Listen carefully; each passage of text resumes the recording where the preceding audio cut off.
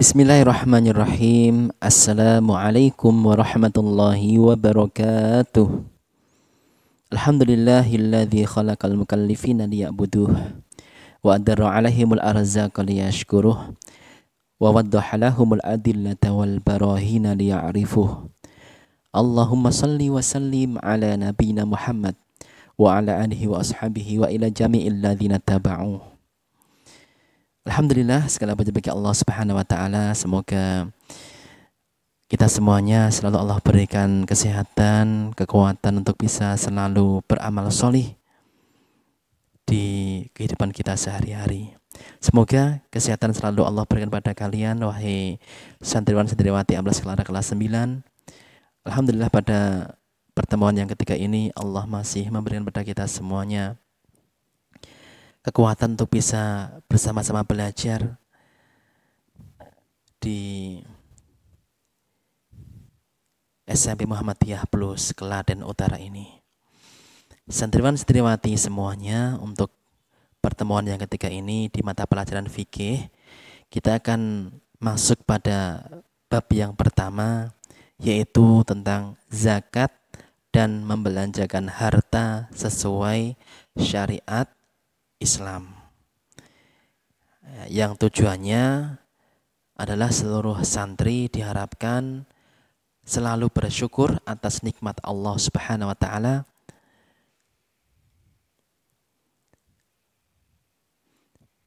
menjadi seorang muslim dan diberi kesempatan untuk beribadah, karena tujuan kita diciptakan adalah untuk beribadah kepada Allah Subhanahu wa taala. Serta seluruh santri diharapkan memahami serta mampu menjelaskan, menyebutkan, dan mengamalkan pembelanjaan harta sesuai syariat Islam dalam kehidupan sehari-hari, dalam lingkungan keluarga dan masyarakat. Di antara dalil hukumnya yaitu sebagaimana firman Allah Subhanahu wa taala dalam surat Al-Baqarah ayat yang ke-43. A'udzu billahi minasyaitonir rajim. Wa aqimus salata wa atuz zakata warka'u ma'ar raki'in. Yang artinya, dan dirikanlah salat, tunaikanlah zakat, dan rukuklah beserta orang-orang yang rukuk. Nah, santriwan santriwati yang semoga Allah muliakan, pernahkah kalian merasa bahagia ketika mendapatkan sesuatu yang disukai atau yang dibutuhkan dari orang lain? Atau sebaliknya, Anda merasa sedih atau kalian merasa sedih ketika tidak dapat memberikan sesuatu yang orang lain butuhkan?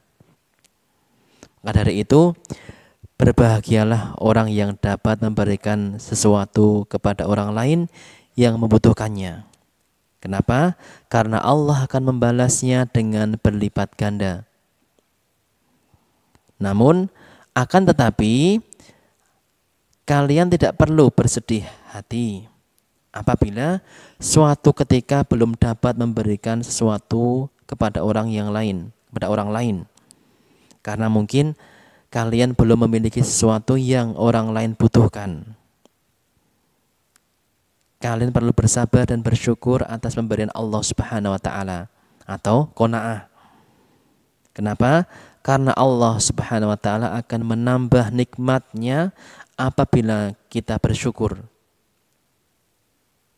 serta bersabar.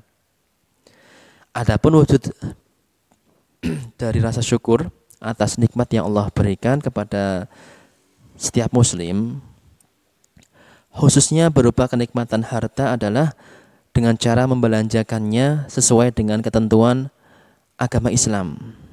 Nah, bagaimana bentuk dan cara pembelanjaannya? Kita akan bersama-sama belajar tahapan demi tahapan. Semoga Allah mudahkan. Nah, yang pertama, kita akan belajar tentang pembelanjaan harta. Agama Islam adalah agama yang paling sempurna, yang telah mengatur dan menjelaskan segala sesuatu yang dibutuhkan oleh pemeluknya, yaitu umat Islam, untuk menyelenggarakan semua urusan dalam kehidupan kita. Untuk apa? Demi kemaslahatan dan kebaikan manusia dalam urusan dunia maupun agama. Sebagaimana Allah berfirman, A'udzubillahi minasyaitonirrajim. Wa nazalna 'alaikal kitaba tibyanan likulli syai' wa hudaw wa rahmatan wa busyra lil muslimin. Yang artinya, dan kami turunkan kepadamu Alkitab, yaitu Al-Quran, untuk menjelaskan segala sesuatu dan petunjuk serta rahmat bagi orang-orang yang berserah diri. Bagi orang-orang yang berserah diri. Quran surat An-Nahl ayat yang ke-89. Demikian juga penggunaan dan pemanfaatan harta diatur dan dijelaskan dalam syariat Islam yang mulia dan sempurna ini. Sebagaimana beliau Nabiullah Muhammad SAW bersabda, La tazulu qadama 'abdin yaumal qiyamati hatta yus'ala an umrihi fima afnah wa an ilmihi fima fa'ala wa an malihi min aina iktasabah wa fima anfaqah wa an jismihi fima ablah. Ya, artinya tidak akan bergeser dua telapak kaki seorang hamba pada hari kiamat nanti sampai ia ditanya atau dimintai pertanggungjawaban tentang umurnya, kemana ia habiskan, tentang ilmunya, bagaimana dia mengamalkannya, tentang hartanya, dari mana diperolehnya dan kemana, untuk apa dibelanjakannya, serta tentang tubuhnya, badannya, untuk apa ia gunakan. Hadis riwayat At-Tirmidzi nomor 2417 dan Ad-Darimi nomor 537 serta Abu Ya'la nomor 7434.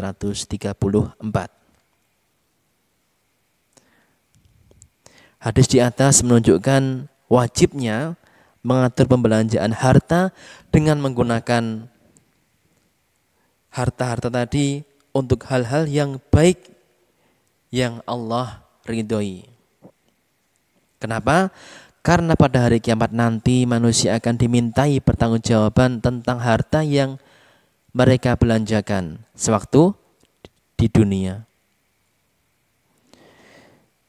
Dari sudut pandang Islam, pertanggungjawaban seseorang atas harta yang pernah dimiliki akan dilihat dari dua sudut. Yang pertama, dari mana ia peroleh. Yang kedua, dan bagaimana ia mendapatkannya. Serta kemana dan bagaimana penggunaannya. Kita ulangi. Yang pertama, dari mana dan bagaimana ia memperoleh atau mendapatkan harta tersebut. Yang kedua, kemana dan bagaimana harta tersebut digunakan. Nah, oleh karena itu, cara kita mendapatkan dan mengelolanya perlu memperhatikan prinsip-prinsip syariat Islam. Kenapa? Agar kita bisa melakukan pertanggungjawaban kelak di akhirat atas harta yang dititipkan tersebut. Karena semuanya hanyalah amanah dari Allah Subhanahu wa ta'ala. Perintah kepada orang-orang yang beriman untuk menafkahkan sebagian rizkinya dari rizki yang Allah berikan di jalan Allah Subhanahu wa ta'ala, sebagaimana firman Allah Subhanahu wa ta'ala dalam surat Al-Baqarah ayat yang ke-267. Allah berfirman, A'udzu billahi minasyaitonir rajim. يا أيها الذين آمنوا أنفقوا من طيبات ما كسبتم ومما أخرجنا لكم من الأرض ولا تيمموا الخبيث منه تنفقون ولستم بآخذيه إلا أن تغمضوا فيه واعلموا أن الله غني حميد. Yang artinya, hai orang-orang yang beriman, nafkahkanlah di jalan Allah sebagian dari hasil usahamu yang baik-baik, dari sebagian dari apa yang kami keluarkan dari bumi untuk kamu. Dan janganlah kamu memilih yang buruk-buruk lalu kamu nafkahkan daripadanya, padahal kamu sendiri tidak mau mengambilnya, melainkan dengan memicingkan mata terhadapnya. Dan ketahuilah bahwa Allah Maha Kaya lagi Maha Terpuji. Semua harta yang dimiliki umat Islam telah diatur ketentuannya dan tata cara pembelanjaannya. Oleh karena itu sudah selayaknya buat kita sebagai hamba Allah Subhanahu wa taala yang selalu ingin mendapatkan ridhonya Allah Subhanahu wa taala, sudah selayaknya kita semuanya mencontoh dari Nabiullah Muhammad SAW serta menggunakan syariat Islam, termasuk dalam menggunakan atau mengatur dari rizki yang Allah berikan pada kita semuanya. Dan harapan semoga Allah Subhanahu wa taala semakin ridho terhadap kita semuanya karena kita mampu menggunakan harta kita yang merupakan amanah dari Allah Subhanahu wa taala ini dengan cara yang Allah ridhoi. Nah, demikian dari apa yang bisa kita pelajari di pertemuan yang ketiga ini. Buat seluruh santriwan santriwati kelas 9, jangan lupa terus mengulang terus mencatat dari apa yang telah kita sampaikan tadi.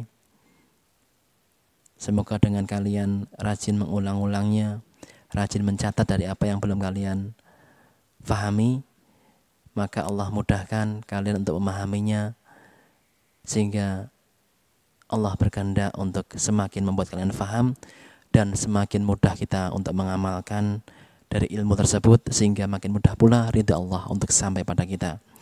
Untuk pertemuan pekan depan kita akan bersama-sama melanjutkan tentang zakat mal. Tetap semangat, tetap berdoa selalu, dan jangan lupa selalu bakti pada orang tua. Dari usaha yang cukup sekian, mohon maaf atas segala khilaf. Jazakumullah khair. Wassalamualaikum warahmatullahi wabarakatuh.